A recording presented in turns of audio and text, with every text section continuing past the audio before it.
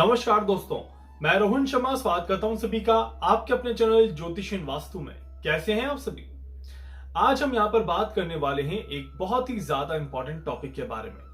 हम सभी अपने जीवन में कई तरह की गलतियां करते हैं, बहुत सारे पापों के बीच में हम गिरे रहते हैं और हमेशा सोचते हैं कि कोई एक मौका मिल जाए कि हम पश्चाताप कर लें, कोई एक मौका मिल जाए कि हम अपने पापों से पुण्यों के रास्ते पर चलने की कोशिश करें और अपने जीवन की परेशानियों को दूर करके अपने आप को पूरी तरह से बैलेंस करने की कोशिश करें।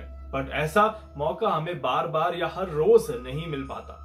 सालों में कुछ योग ऐसे बनते हैं जो आपको ऐसा मौका देते हैं और जिसकी वजह से आप सभी अपने आप को सही रास्ते पर लाने की कोशिश कर सकते हैं, अपने परेशानियों को दूर करने की कोशिश कर सकते हैं और अपने पुण्यों की मात्रा को अपने जीवन में बढ़ाने का एक संभव प्रयास कर सकते हैं। जी हाँ, इस बार कुछ इसी तरह का एक बहुत ही ज्यादा सुनहरा मौका आप सभी के सामने आ रहा है। एक बहुत अच्छा योग यहाँ पर बन रहा है जिसकी मदद से आप अपने जीवन को बहुत ज्यादा बैलेंस कर सकते हैं। देखिए, मैं आज आपको एक ऐसे योग के बारे में बताने वाला हूं। ये सालों में एक बार बनता है, वैसे तो 3 साल में एक बार बनता है, बट इस बार का ये जो योग बना हुआ है ये कई सालों में एक बार बनने वाला योग यहाँ पर देखने को मिलेगा। अभी जिस तरह से ग्रह स्थिति चल रही है और जिस तरह से हमारे यहाँ पर तिथि और पंचांग चल रहे हैं, अधिक मास में हम सभी अपने आप को पुण्यों के रास्ते पर तो लेकर के ही चल रहे हैं, साथ ही साथ सावन का महीना भी यहाँ पर चल रहा है। एक साथ भगवान विष्णु की और भगवान शिव जी की आराधना करने का ऐसा अवसर हर रोज या हर साल देखने को नहीं मिलता। 12 साल में एक बार ही मौका आ रहा है जहां पर हम सभी दोनों भगवान की एक साथ आराधना करके अपने आप को एक अच्छे रास्ते पर ले जाने की कोशिश कर रहे हैं। ऐसे समय में एक और अच्छा शुभ योग यहाँ पर बन जाए तो छोटे से उपाय हमारे जीवन को पूरी तरह से बदल सकते हैं और हमारे जीवन की सारी परेशानियों को दूर कर सकते हैं।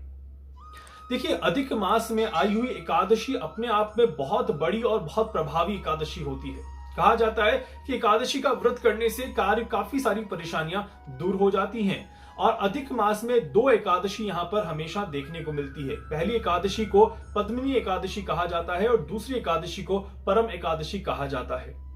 अधिक मास में जब एकादशी और द्वादशी एक ही दिन पड़ जाए तो ये एक बहुत ही ज्यादा शुभ योग यहाँ पर बन जाता है। इसे बहुत ही ज्यादा शुभ योगों में काउंट किया जाता है और ऐसा काफी ज्यादा संयोगवश यहाँ पर बनता है क्योंकि ये हर बार देखने को नहीं मिलता। इसे महाद्वादशी भी कहते हैं या फिर उन्मिलनी द्वादशी भी कहा जाता है। उन्मिलनी द्वादशी का मतलब अपने आप में कई तरह के पुण्यों को प्राप्त करने का मतलब है और ऐसे समय पर भगवान विष्णु की अगर आराधना कर ली जाए, भगवान विष्णु को अगर प्रसन्न कर लिया जाए तो हमारे जीवन के काफी सारे दुख, दर्द और परेशानियां नष्ट हो जाती हैं। और उसमें भी इस बार जो ये योग बन रहा है ये 12 अगस्त 2023 को यहाँ पर बन रहा है। 12 अगस्त 2023 आद्रा नक्षत्र में ये योग यहाँ पर बन रहा है और आद्रा नक्षत्र में इस तरह के योग का बनना अपने आप में एक बहुत ही ज्यादा शुभ योग बताता है। इससे मतलब आप कह सकते हैं कि रास्ते और ज्यादा बन जाते हैं आपके, आसान रास्ते बन जाते हैं आपके और परेशानियों को दूर करने का इससे सुनहरा मौका अब आपको नहीं मिलेगा। इस बात का ध्यान रखिएगा क्योंकि इसके बाद अधिक मास समाप्त हो जाएगा, सावन का महीना बहुत जल्दी समाप्त हो जाएगा और ये मौका आपको कई सालों के बाद, शायद इस जन्म में आपको देखने को ना मिले और या फिर कई सालों के बाद आपको देखने को मिलेगा जब चातुर्य मास, अधिक मास, पुरुषोत्तम मास और सावन का महीना एक साथ संयोगवश यहाँ पर बने और उसी समय पर एकादशी और द्वादशी का संयोग एक ही दिन बन जाए और उसमें भी आद्रा नक्षत्र आपको देखने को मिल जाए तो सच में इससे शुभ संयोग आपको बार बार देखने को नहीं मिलेगा। तो इसीलिए इस समय पर भगवान विष्णु को प्रसन्न करने के लिए आप सभी को क्या क्या उपाय करने हैं वो आप नोट कर लीजिएगा ताकि आप सभी गलती ना करें और इस दिन का पूरा फायदा उठाएं। 12 अगस्त 2023 ये वो दिन है जिस समय पर आप सभी को, अगर आप व्रत रखना चाहें तो आप व्रत भी रख सकते हैं। पूरे दिन आप फास्ट रख करके और भगवान की आराधना में लीन होना चाहते हैं, बिल्कुल हो सकते हैं। इससे आपकी मनोकामनाएं पूरी होंगी, आपकी मन की इच्छाएं सारी पूरी होते हुए नजर आएगी। वो सारे व्यक्ति जो फास्ट नहीं रख सकते क्योंकि हमारा दिनचर्या का रूटीन जो होता है वो इतना व्यस्त होता है, हम काम में इतने ज्यादा लगे रहते हैं, एनर्जी बहुत ज्यादा यूज होती है और इसीलिए फास्ट रखना हर व्यक्ति के लिए संभव नहीं होता। उस केस में आप क्या क्या कर सकते हैं जिससे कि आप सभी को भी ये पुण्य प्राप्त हो और आप सभी इस समय का सही इस्तेमाल कर सकें। इसके लिए आप सभी को क्या करना है, सुबह सुबह जल्दी उठने की कोशिश करिए। ब्रह्म मुहूर्त में अगर आप उठ जाते हैं तो वो बहुत ही ज्यादा अच्छा है। और सुबह उठ करके आप सभी को क्या करना है, जिस पानी से आप स्नान करते हैं उस पानी में गंगा जल मिला करके स्नान करिएगा, तो ये आपके लिए काफी ज्यादा अच्छा रहेगा। अगर गंगा जल ना अवेलेबल हो, किसी पवित्र नदी का जल अवेलेबल हो, तो उससे भी आप स्नान कर सकते हैं। आपको बहुत ज्यादा अच्छा फायदा मिलेगा और एक पुण्य स्नान कहा जाता है इस समय पर किया गया सुबह का स्नान।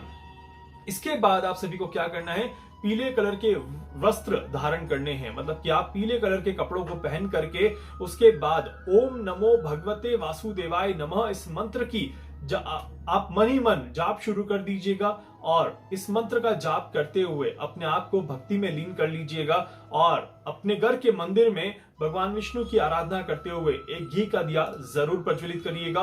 और सुबह सुबह के समय पर ही एक घी का दिया अपने घर के आंगन में, जो भी तुलसी का पौधा आपने लगा रखा है वहां पर आप एक घी का दिया जरूर प्रज्वलित करिएगा और उसकी 3 परिक्रमा जरूर करिएगा। अगर आपके घर पर तुलसी का पौधा ना है और किसी मंदिर में अगर आपने तुलसी का कोई पौधा देखा है तो वहां पर भी आप ये दीपक लगा सकते हैं और वहां पर भी 3 परिक्रमा जरूर करिएगा। इससे भी आप सभी को बहुत अच्छे परिणाम देखने को मिलेंगे। इसके साथ साथ आज आप कोशिश करिएगा कि अगर पीले कलर के वस्त्र दान कर सकते हैं, बच्चों को खासकर अगर दान कर सकते हैं तो जरूर करिएगा। अगर आप किसी ब्राह्मण को या किसी जरूरतमंद को भोजन करा सकते हैं तो भी कराइएगा। इससे भी आप सभी को पुण्य प्राप्त होंगे, इससे भी आप सभी का काम आसान रहेगा। और साथ ही साथ आप सभी हल्दी का टीका अपने माथे पर आज के दिन में जरूर लगाइएगा। इससे भी आप सभी की मनोकामनाएं पूरी होते हुए नजर आएगी। आज के दिन में अपने मुंह से अपशब्द बिल्कुल भी ना निकाले, इस बात का विशेष ध्यान रखिएगा। और अगर आपकी कुंडली में शनि की 7.5 चल रही है, शनि की ढैया चल रही है, तो भी आपको इससे मुक्ति मिल सकती है, आपका काम आसान बन सकता है। इस तरह के योग यहाँ पर जरूर बनते हैं। सालों में एक बार जब इस तरह का योग बन जाए तो आपको हर 1 सेकंड का फायदा उठाना चाहिए, क्योंकि एक सेकंड एक साल के बराबर बन जाता है। और पूरा दिन जब आप इसका फायदा उठाते हैं तो आप सभी को कई तरह के अच्छे रिजल्ट्स यहाँ पर देखने को मिलते हैं। अगर आपने फास्ट रखा है तो शाम को फास्ट खोलते समय पीले पदार्थ का ही सेवन करिएगा। मतलब कि जब आप फास्ट खोलेंगे तो पीली मिठाई, केसर युक्त मिठाई, उसका पहला आप निवाला लीजिएगा और उसके बाद आप खाना खाइएगा। इस बात का विशेष ध्यान रखिएगा। आज के दिन में अगर आप किसी पशु पक्षी को खाना खिला पाए, खासकर गाय को अगर एक रोटी और उसके साथ गुड़ और उसके साथ कुछ आप हरा धनिया जो आता है उसके दाने, सूखा धनिया जो मसाले में हम इस्तेमाल लेते हैं, उसके दाने अगर आप रख दें और उसके बाद ये आप गाय को खिलाते समय अपनी मनोकामनाएं बोल दें, तो भी आपकी मनोकामनाएं पूरी होती हैं और आपके दोषों का नाश होता है। आपकी परेशानियों से आपको मुक्ति मिलते हुए नजर आती है। आपके ऊपर कर्ज लगा हुआ है, बहुत बड़ा कर्ज है, या फिर आपकी शादी नहीं हो रही है, और या फिर आपके काम में तरक्की नहीं मिल रही, कोई भी दिक्कत, कोई भी परेशानी है, आज सिर्फ एक मंत्र मात्र से आपकी मनोकामनाएं पूरी हो सकती है। ओम नमो भगवते वासुदेवाय नमः इस मंत्र का जाप जरूर करिएगा।